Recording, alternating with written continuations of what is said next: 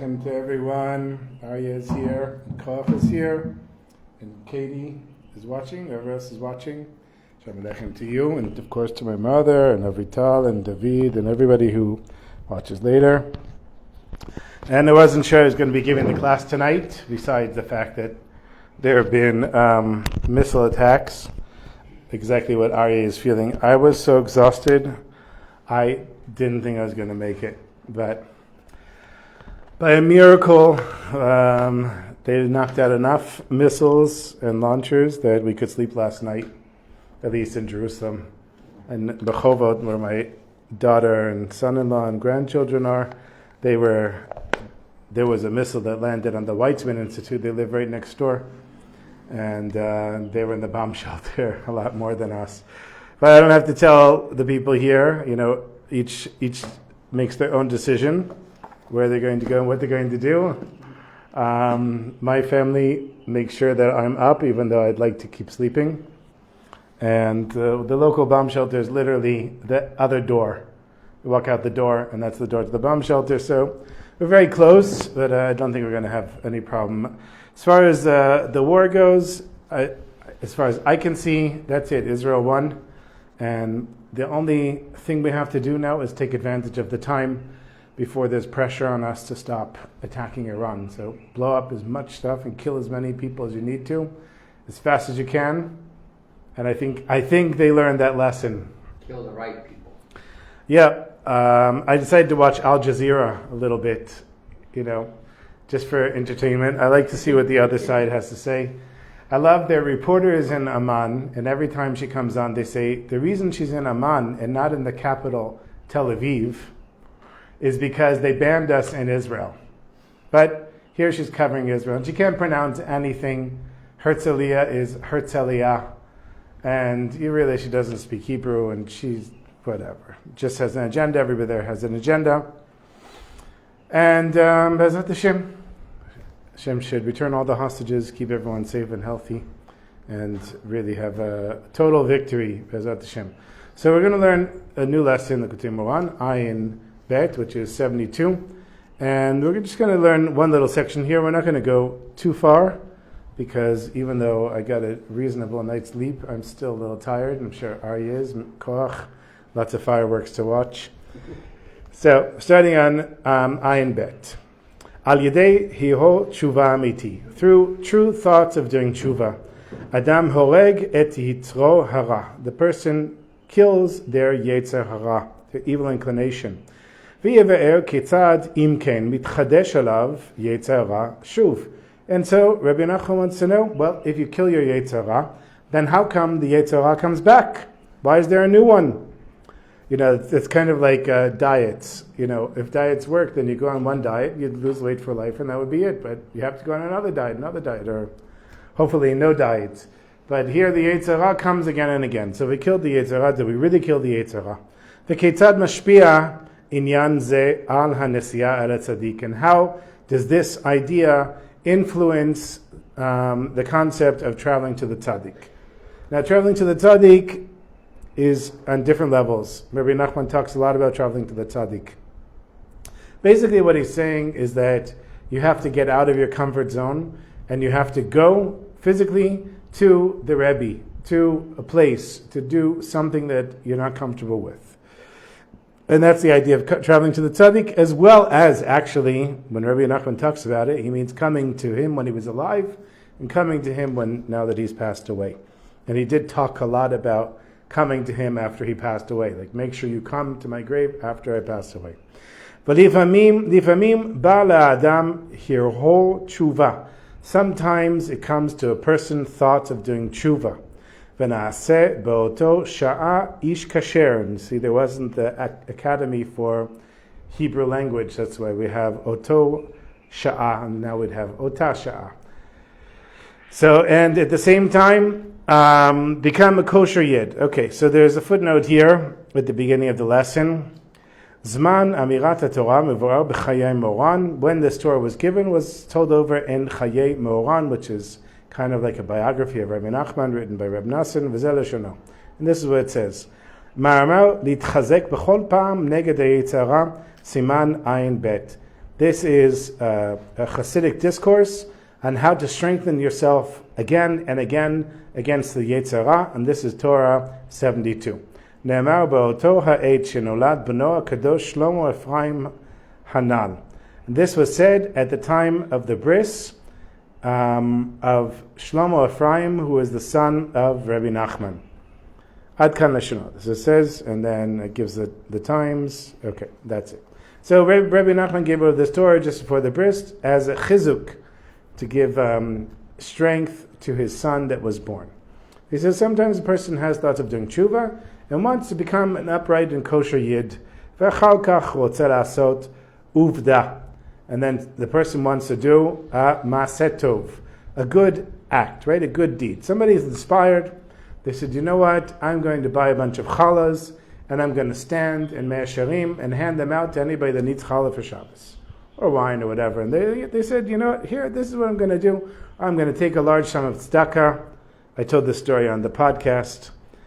This woman was in Living Jewish a couple of weeks ago. This woman wanted to give 6,000 shekels of tzedakah to buy tzitziot for soldiers.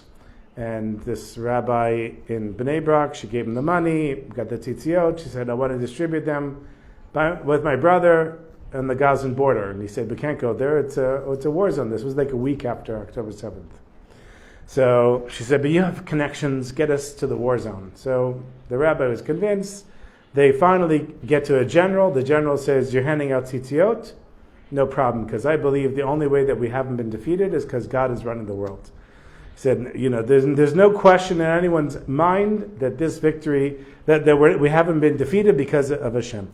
So they start handing out tzitziot to soldiers, and then there's a soldier a little further away, and the rabbi signs to him, you want some tzitziot? And he says, no, not interested. So the rabbi figures he'll roll it up in a ball and throw it anyhow, and maybe the guy will get it. A gust of wind came. Now, I forgot to mention an important part because I'm telling the story very quickly. The reason that they wouldn't let them in is because there were 3 terrorists that they hadn't found. 2 of them they killed, and 1 of them ran away. So he throws the tzitziot, it lands in the bushes, and the terrorist jumps out from the bushes because he thought somebody had discovered him. All the soldiers turn their rifles and shoot the terrorist.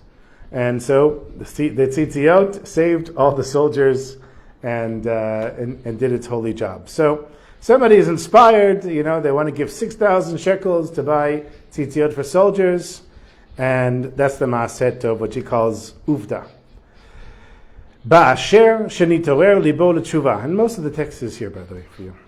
When a person's heart is aroused or inspired to do tshuva. וזה מבחן לאדם לדעת שהיה לו הרהור תשובה אמיתי. This is the test for a person to know if they've truly had thoughts of doing tshuva. כי מיד לאחר הרהור תשובה אמיתי, because immediately after a person has a sincere thought of doing tshuva, מתעורר ליבו לעשות מעשה טוב. A person's heart is inspired to do a good act, a good deed. וכן רוצה לנסוע לצדיק. And so it is when a person wants to travel to the tzaddik. I'll come back to the footnote in a second. Because the tzaddik has the power of drawing, of pulling towards. Because man hayalo yetzer, and for the amount of time that a person had an evil inclination, hayetzer koach hamachriach. The evil inclination was the power that subjugated or forced the person leharchiko min tzaddik, to distance the person from the tzaddik. Ve'ata shehirher b'tshuva, and now that the person had thoughts of doing tshuva, chozer koach hamoshech shel tzaddik lif'ol alav. The power of the tzaddik returns to draw the person towards doing doing tshuva. Now, what it's talking about here means that a person. You say you want to do something. You say, you know what? I'm inspired now. I want to give this amount of tzedakah. I want to do whatever mitzvah. But then you start thinking back. Maybe, okay, I want to give 1,000 shekels. Oh, 500 shekels is also good. 200 shekels is also good. Okay, 50 shekels. I'm still giving tzedakah. It's still 50 shekels. It's only 10% of what I wanted to give originally, but Hashem, send me more money and I'll give more money. That's what he's talking about. He says that you have this thought of doing teshuva, you want to do something, and then there's this return thought that says, there's the koach hamoshech, the power of drawing you, which is the power that's helping you to do to do the good deed, and then there's the power of machriach, koach machriach, which is forcing you, subjugating you to do what the yetzer wants. In Torah, Simen Samech Vav Ot Daled, this is what it says. כשאיש ישראל צריך לעשות דבר הצריך לו ליהדותו, when a Jewish person has to do something necessary for growing in their Yiddishkeit, ובפרט כשצריך לו לעשות דבר גדול הצריך ליהדותו, and specifically when a person has to do something big for their Yiddishkeit, for their Judaism. So, for example, I'm thinking my son, in our family we follow mainly Chabad Minhagim. Chabad tefillin cost these days around 9,000 shekels for 2 pairs. My first son, I bought him for 8,400. Inflation, now it's 9,000. So I spent 9,000 shekels on buying tefillin for Levi Yitzchak. Should be healthy, use them his whole life as Hashem. But that's a lot of money. And at that stage, I didn't have the money. But you want to do something, you have to do something for your Judaism, then this yetzer is going to come. Shekol yaduto teloi bazeh, that all of a person's Judaism is dependent on this, meaning that if you do this thing, you're going to go forward. If you don't do this thing, you're going to go backwards. Kagon litzol tzaddik amiti v'chulei ad kan leshono, like traveling to the tzaddik and so on. And that's all he said there. Now, what does he mean? I said before, traveling to the tzaddik, it means going out of your comfort zone. So if you say you're going to do something, then do it. Maybe even do more than that. And the secret, by the way, is to do it fast. Really fast. You say you're going to pull the Band-Aid off, rip it off. Don't wait. Don't sit there and go...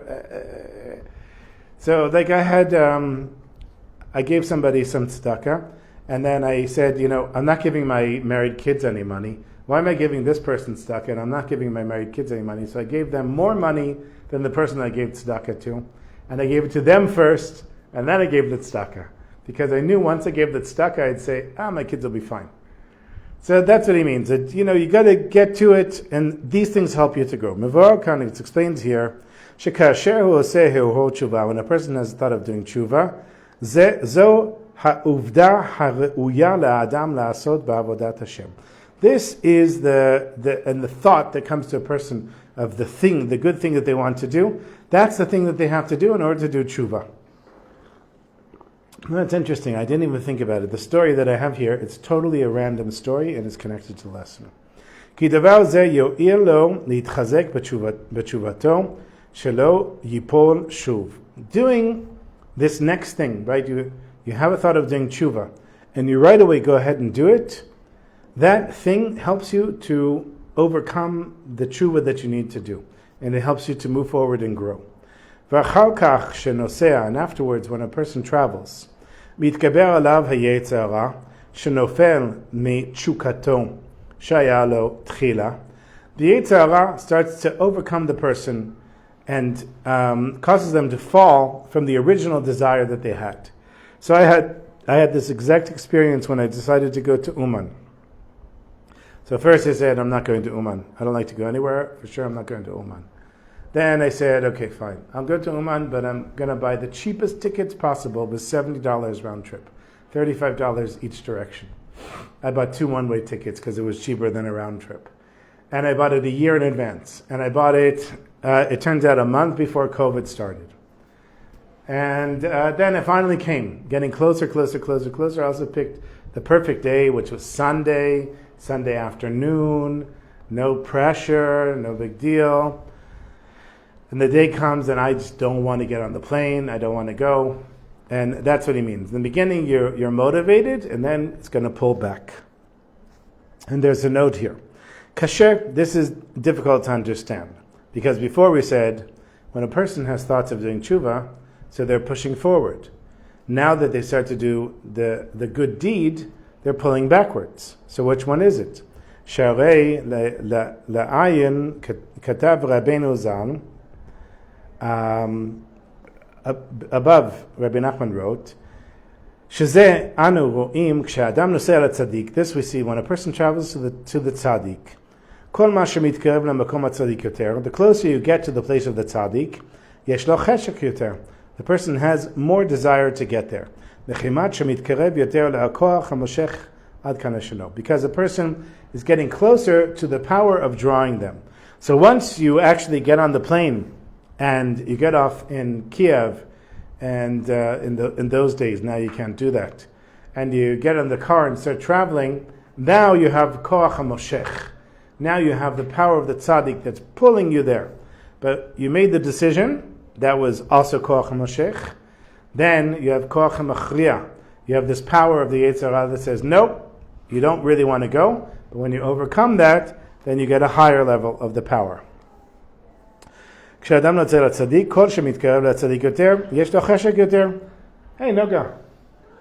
The closer a person gets to the tzaddik, the more desire they have to get closer to the tzaddik. מחמת שמתקרב יותר לכוח מושך, because they're getting closer to the power of drawing. ויש לומר, we need to learn from this, ששני הדברים אמת. Both of them are true. מצד אחד, on the one hand, ודאי כשמתקרב על הצדיק, מתגבר מאוד כוח מושך. Of course, the closer you get to the tzaddik, the more the desire to be there is going to get. ויש לו יותר משיכה לצדיק, and the person is more drawn to the tzaddik. אומנם לפעמים, but sometimes. However, sometimes דווקא בדרך לצדיק מתגבר מאוד היצרה. Sometimes on the way to the tzaddik, the power of the yetzer gets stronger. כמו שיבאר כאן, it's going to be explained here. וממילא מתגבר כוח המכריח. And then the power of the yetzer becomes stronger. לבטל את החשק, to nullify your desire, שהיה לו מתחילה למצוא לצדיק. That the person had in the beginning to travel to the tzaddik. Now, it's not always traveling to the tzaddik, it's also in any mitzvah that you do. You start off, you want to do something, you say, every day I'm going to get to shul on time. I'm going to daven with a minyan, and I'm going to get there on time with whatever shul you decide you're going to go to. First day you get there, the second day you say, no, I'm too tired. Can't do it, just stop at home. That's exactly what he's talking about. So it's not necessarily traveling to the tzaddik, it's traveling on the path of Torah and mitzvot. V'achar kach, and afterwards, כשבא לצדיק, when a person arrives at the tzaddik, מתגבר עליו היצרה עוד יותר, ועובד כל חשקו. So now a person finally arrives at the place of the tzaddik, or at the place of doing the mitzvah, and the yetzer comes and takes away the whole desire that a person never had to wanting to do the mitzvah or travel to the tzaddik. Al yikshe beinecha zot, but don't let this bring you down. Va'al yiva'alucha rayonecha, and don't let it, well, that's a quote from Daniel, and I should have looked it up. What is it? I remember. Don't let it confuse your thoughts, I'm assuming.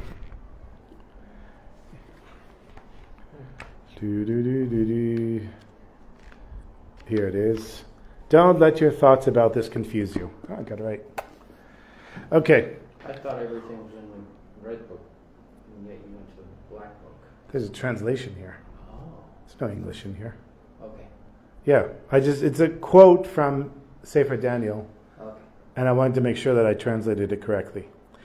על זה לחשוב שמה הצדיק שנוסע עליו אינו צדיק כמוהו. So what's the thought that a person's going to have? Now that they finally overcame the yetzer, they're traveling to the tzaddik, they finally reach the place of the tzaddik, and they say, maybe he's not really a tzaddik. Maybe he's not a true tzaddik.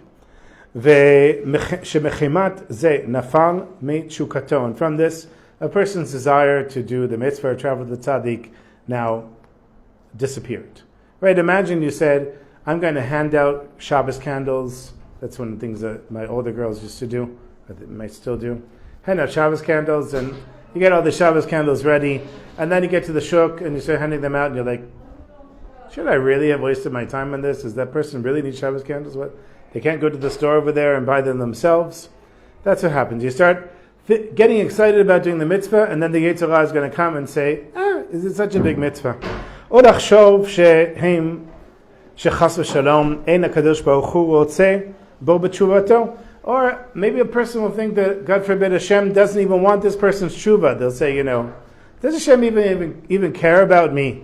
Am I worth anything? They know atzoy lavo etzel tzaddik, and the person is not worthy to come to the tzaddik. Lechen nafal mitchukato, and so a person's desire left him. Kol mashe, kol ze ta'ut ve'ein lachshov kein. All of this is a mistake, and don't think like this. Kida, because you should know. שזה נמשך מחימת כי בתחילה כשבא לו הרהור התשובה. This comes because when a person first has that thought of doing tshuva, מחימת הטוב שנתעורר בתוכו, because of the good that becomes inspired within the person, אזי על ידי מעשיו באותו שעה, then through the action that a person does at that time, המית יתרו. Person kills their yetzer.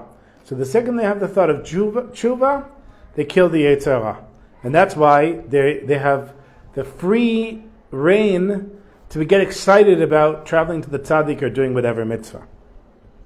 And whatever yetzer a person had is now nullified, killed, gone. Because the person killed the yetzer. By having this thought of doing teshuva. And the good deed, the good act that a person wants to do after having that thought. And afterwards, when a person wants to travel to the tzaddik, a new yetzer comes and overcomes the person.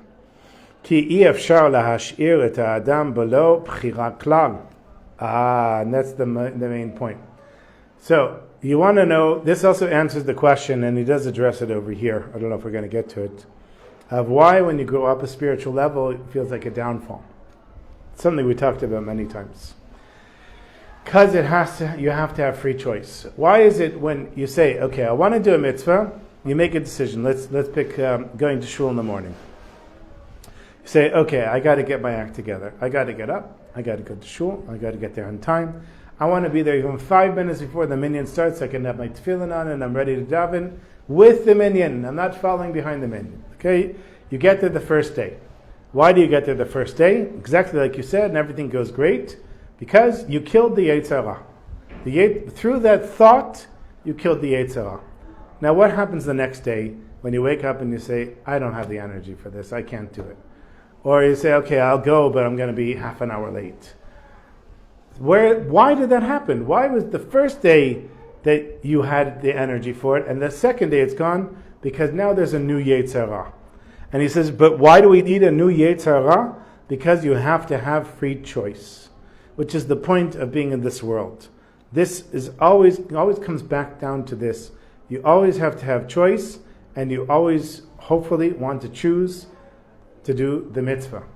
So even though the first day was easy, the second day is going to be hard. It will only start being easy probably after years of doing it. And it becomes such an ingrained habit that you can't live without it. ולכן, מחדשים לו יצרה חדש. And so they bring in a new יצרה for the person. ויצרה חדש הזה הוא מדרגה גבוהה יותר. But this יצרה is on a higher level than the יצרה that he had before. הוא גדול וחזק יותר. He's bigger and he's stronger than before. כי כל הגדול מחברו יצרו גדול ממנו. Because everybody who's greater than their friend, their yetzerah, their evil inclination is greater than them. Meaning, everyone that's on a higher spiritual level has a bigger yetzerah than somebody who's on a lower spiritual level. And you can understand that, right? Because if you're going to be on a high spiritual level, unless you've reached the point of a tzaddik amor, so then I believe the tzaddik amor doesn't have a yetzerah.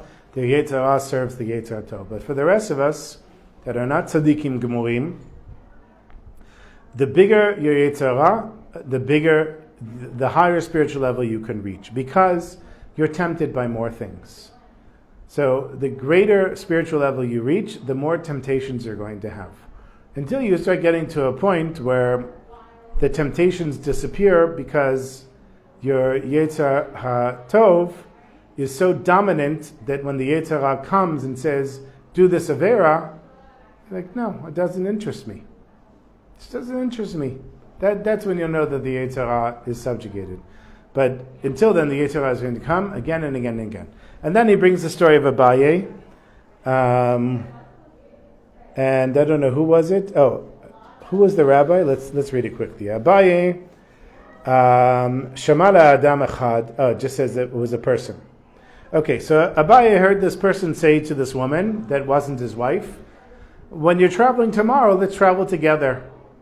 And the two of them, and so Abaye decides to get up early in the morning and follow behind them to stalk them. Make sure that they don't do something inappropriate, because they weren't married. I mean, they were married, but they weren't married to each other. I'm assuming that was the case. So they start walking in the morning, and Abaye is tracking them at a distance, and they're walking, having a conversation the whole time. At some point they reach a fork in the road, and the woman says to Abaye, well, it was a lovely conversation, but I have to go on my way, because you're going that way, I'm going this way. And so it was. She went on her way, and he went on his way. And Abaye comes back home, and he finds himself like so weak that he leans on the doorpost, and he starts crying. And he says, if that was me, I couldn't have handled the temptation. I would have probably transgressed, would have touched her or done something I shouldn't have done. How can this simple guy do something bigger than me? And then an old man came, and it says the old man was Eliyahu Navi. And he said this phrase here, Kol gadol mechavero, everyone who's on a higher spiritual level than their friend, yitzro gadol mimenu. Their yetzer is bigger than that person. So he said, your yetzer is bigger than that simple Jew who was walking with the woman because you're on a higher spiritual level. Which means that person wasn't tested. That person that was walking with this woman, maybe whatever thoughts he had, there was no chance he was going to transgress. But Abaye, for him, that's a test, because the tests are the places that you grow. Every time, again and again. So if you're going to be on a higher spiritual level, you're going to have more tests. And they're easy to fail. That's all I could say about that. I was going to say, maybe there's something deeper, but I don't know. Okay. V'yesh lo ata yetzer gadol mima shaya lo mitchila. So the person now has a bigger yetzer than they had in the beginning, right? You went up a higher spiritual level, so now you have a bigger yetzer. This is, where does it say? Okay, I don't know where it is here. Let's go. כשאדם נעתק ממדרגה למדרגה, when a person goes up from one level to the next level, אזי צריך לו ללך דרך אלו הדמיונות כדי להגיע אל הקדושה. Person has to go through these thoughts, these imaginary thoughts in their mind, in order to reach a higher level of doing teshuva. ותכף שעולה למדרגה שנייה, and immediately when a person goes up the next higher spiritual level, אזי נתעוררין הקליפות מהמדרגה שמסבים אותו. Then the negative energy that surrounds the new level that a person is going up wakes up. וצריך להכניע אותם מחדש. And now you have to subjugate the new yetzer, the new negative energy that's tempting you. ואמר אז בזה הלשון, this is what he said with this language, בזה טועים החסידים הרבה. With this, the Hasidim many times make mistakes. שפתאום נדמה להם שנפלו מעבודת השם. It feels like they fell down to a lower spiritual level. ובאמת אין זה נפילה כלל, but the truth is this is not going down a spiritual level at all. רק מחימת שצריכים לעלות ממדרגה למדרגה. But because a person has to go up from one level to the next level. ואזי מתעוררים ומתגברים מחדש קליפות. And then the negative energy that was sitting there dormant at the higher spiritual level all of a sudden wakes up. But it's bigger, it's stronger.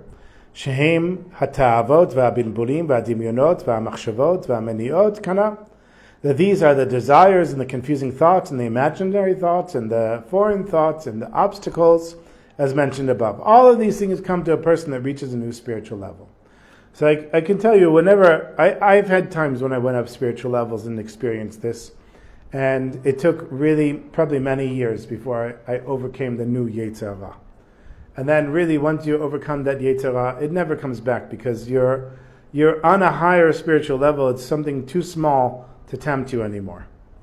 על כן צריכים להתגבר בכל פעם מחדש לחזור ולהכניע ולשבר הקליפות והמניעות וכולי.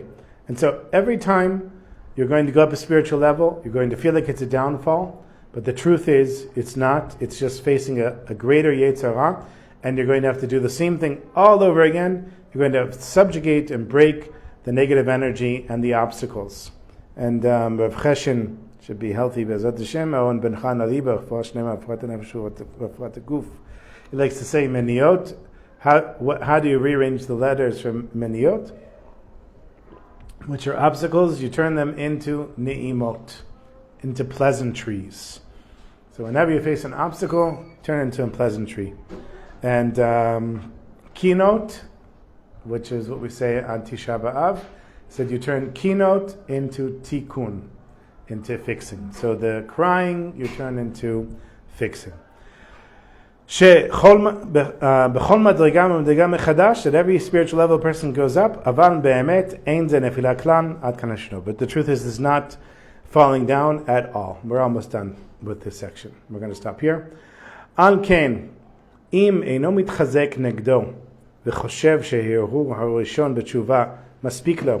So if a person goes up a spiritual level, and the new bigger yetzer comes, and they don't make the effort to overcome that yetzer, they think just the new spiritual level that I'm on is enough. אזי מתגבר עליו זה היצר החדש. The new yetzer is going to overcome the person.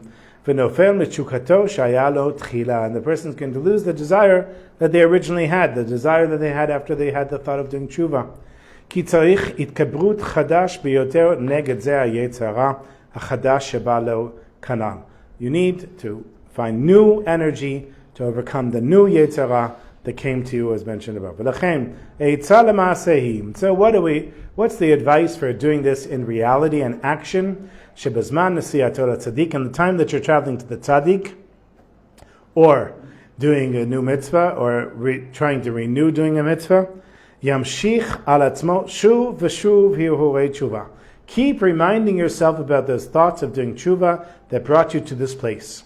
So for example, if you say, I want to get to shul early in the morning. The first morning you get there, you wake up the next morning, you don't want to get there. You say, remember that I wanted to get to shul early in the morning? So I still want to get to shul early in the morning. And by saying that, you'll renew killing that yetzer, and you'll get yourself there again. Even if you have to, every step of the way, when you're dragging the yetzer, to say, remember that I wanted to get to shul on time.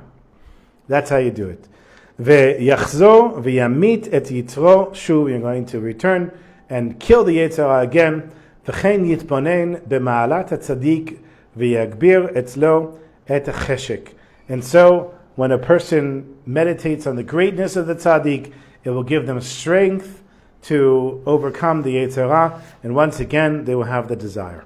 That's really where it comes from. The truth is, the yetzer is the hardest thing to overcome and the easiest thing to overcome. It's kind of a paradox. Because really the yetzer, it's all in your thoughts. And if you're able to be aware of that, and you tell the yetzer, thank you very much, I appreciate you waking up in the morning with me, but I'm going to shul anyhow. That's all it takes to overcome the yetzer, is to say again and again, but I'm going to shul anyhow. Or, I'm not doing this transgression.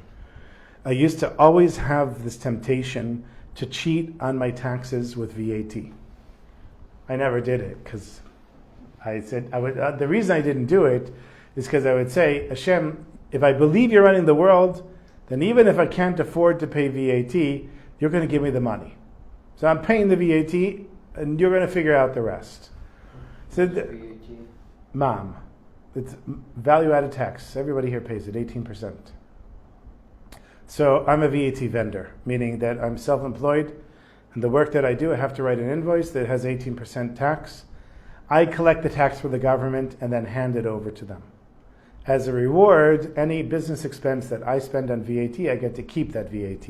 So I can deduct some of it every month, but I end up giving a chunk of the money that I earn And I always need the money. I never have like a surplus of money.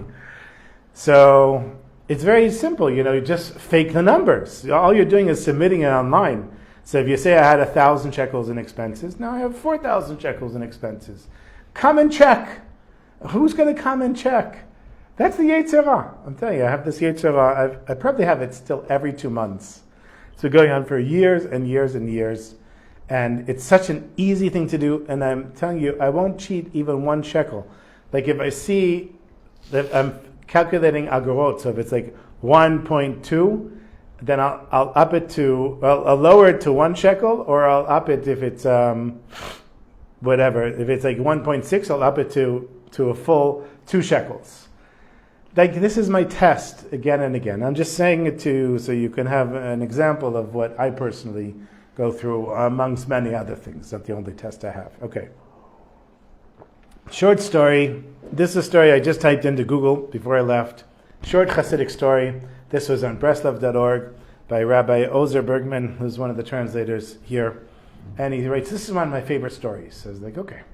It's short also.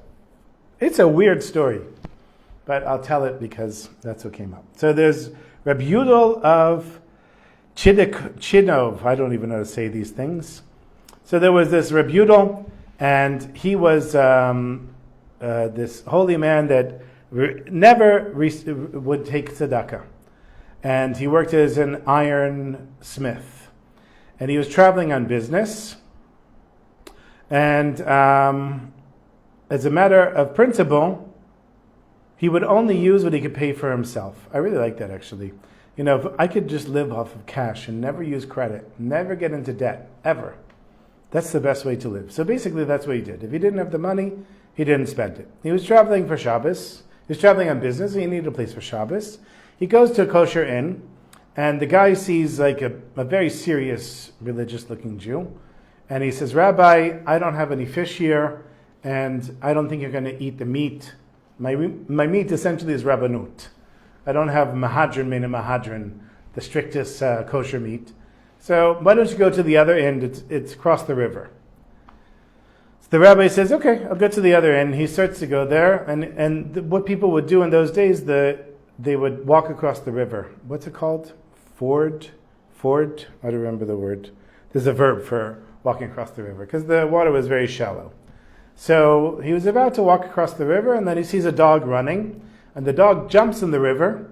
Apparently the snow had melted and the river was higher than people thought, and the dog starts getting drowned by the water. He sees the dog going under the water and coming up and going woo woo, and then going back under. And this Reb Yudel, he had compassion on the dog, and he started crying for the dog, and at some point he realized the dog died, and the dog wasn't coming back. And he said, okay, if this dog died, I'm not crossing the river, because it means it's too strong for me. He goes back to the inn. He says, I saw this dog, he drowned in the river, I'm not going to cross the river. Can you please go to the market and maybe find a fish?